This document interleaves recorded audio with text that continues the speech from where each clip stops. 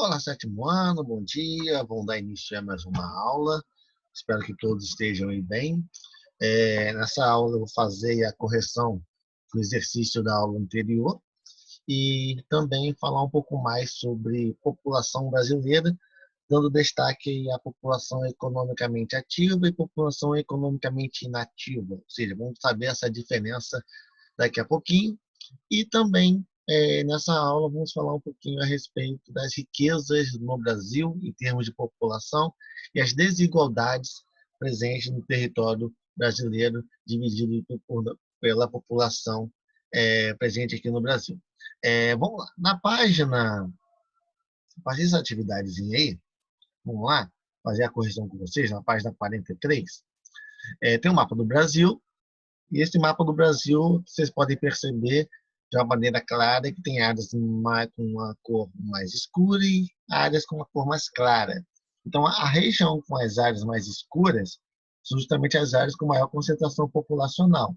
Então, nós podemos perceber que essas áreas no litoral do Nordeste, né, Sul e Sudeste, são as áreas com maior densidade demográfica, principalmente na cidade do Rio de Janeiro e em São Paulo. Ou seja, o território brasileiro, o Brasil é um país populoso, mas não é um país povoado, ou seja, tem áreas no Brasil que apresentam uma densidade demográfica muito baixa, principalmente na região ali norte do país. Então, vocês vão descrever como está distribuída essa população, seja uma resposta pessoal, mas é basicamente isso que eu falei aqui para vocês, ok? Na aula passada também nós estudamos pirâmide etária, ou seja, a pirâmide etária está relacionada à estrutura da população dividido aí em jovens, adultos e idosos.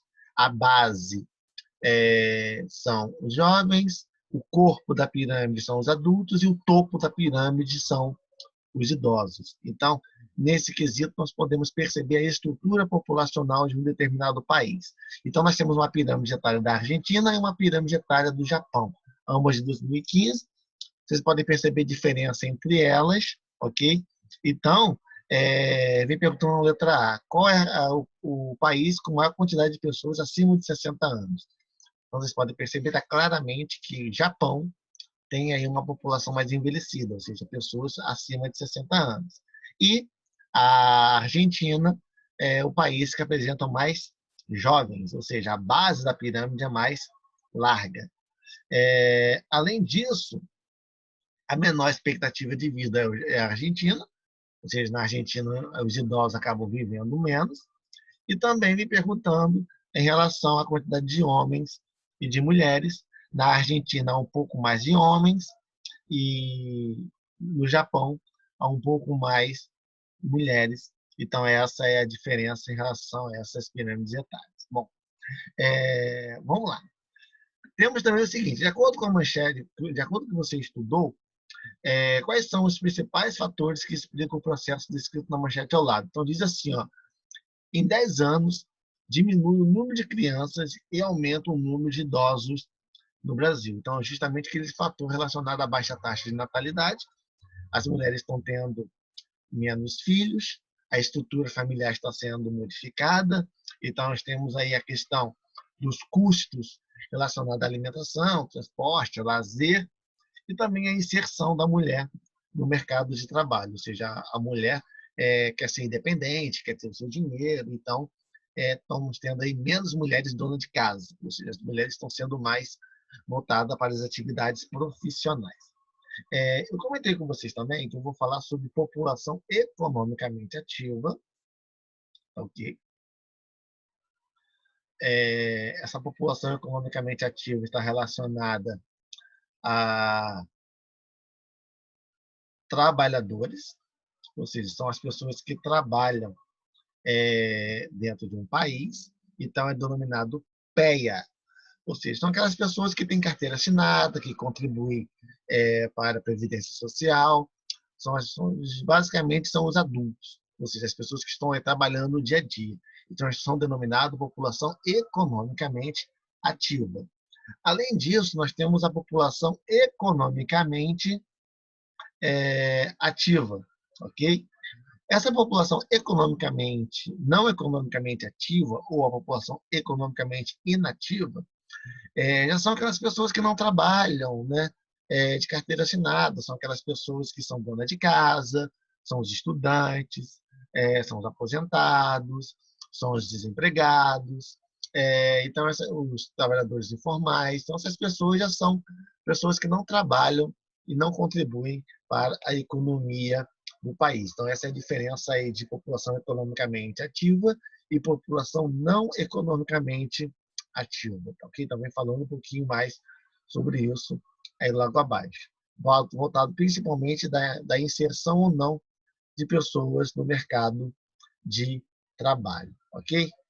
Outro fator importante nesse livro de vocês, me falando sobre a distribuição de renda da população brasileira.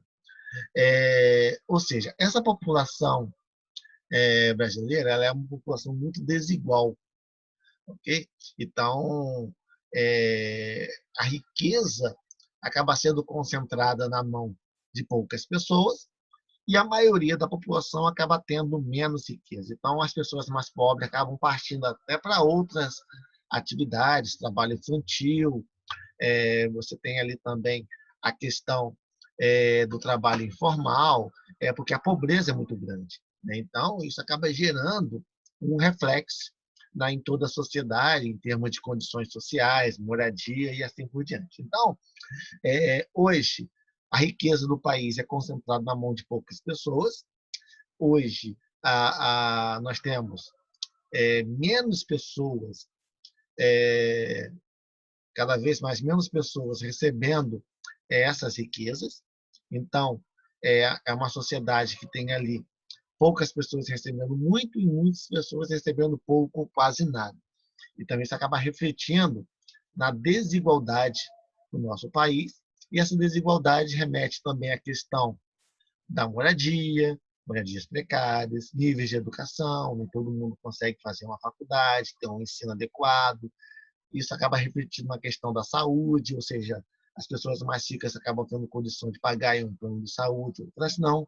Então, isso remete nessas características dentro do território brasileiro, ou seja, a população brasileira tem uma desigualdade social muito elevada. Então, nós temos, por exemplo, moradias precárias, favelas, áreas aí que são sem uma estrutura de saneamento básico, sem ali uma condição de meio de transporte, paveamento, ou seja, muitos problemas dentro do nosso país. Enquanto as áreas mais nobres, nós temos casas modernas, grandes condomínios, piscinas, estrutura e assim por diante. Então, são características totalmente diferenciadas hoje no cenário econômico brasileiro.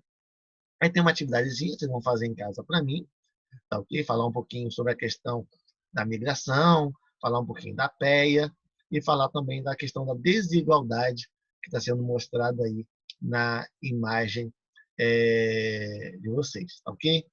E também essa atividade na página 54. Perdão, desculpa. Então, pessoal, basicamente isso.